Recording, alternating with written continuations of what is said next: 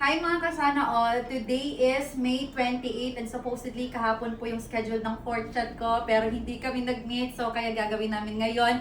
But I would like to inform in advance na nakakain ako kanina ng steak. I couldn't say no because may ninong offered it. At naka-rice din ako for the how many days or weeks na hindi ako nakakapag-rice. So eto po yung last timbang ko. Ayan. Yan pa yung suot ko nung nagbigay kami ng school supplies.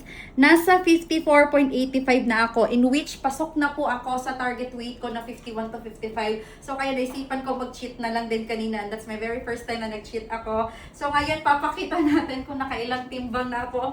Hoy! Pila to? 54.85. Okay, let's go. No exercise at all. Wala na talaga. Let's go.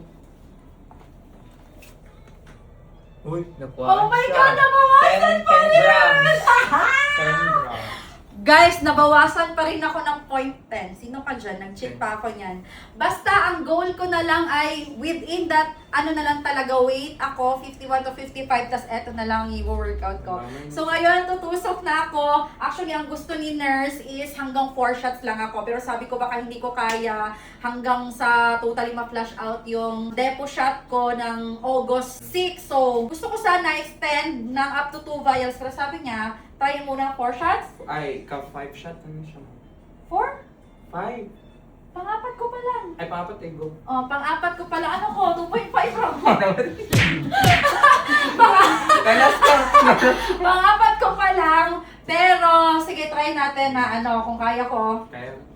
Sige, let's go. Mag. Ay, joke lang. Hoy! Ang tusok ka yan! Ang saan? Magbibihis muna ako, guys. Sorry. Sige. Sige.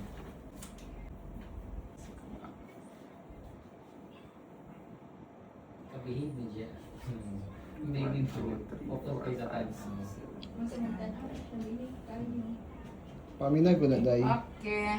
Kailan na ang ibon o? Oo, dalito. So, dalita. Nori fam.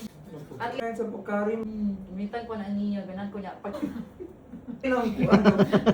Sobrang na-comfortable. Kabalo ka, naka-help ni sa ako kay napagin na drink ng vitamin C. Kaya para dili ko dali makapoy every time na ilakaw. Pas tingala ko, wala na ko inom-inom kay para to sa akong anak. Katong ginainom ako, kami na may sinaga-share mo dato. Nakadumdum ko naman din ni vitamin C. Mato ko, bantog ra nga. Dili kay ko sobrang kapoy kay sa una, lakaw lang buntag paguli knockdown ko.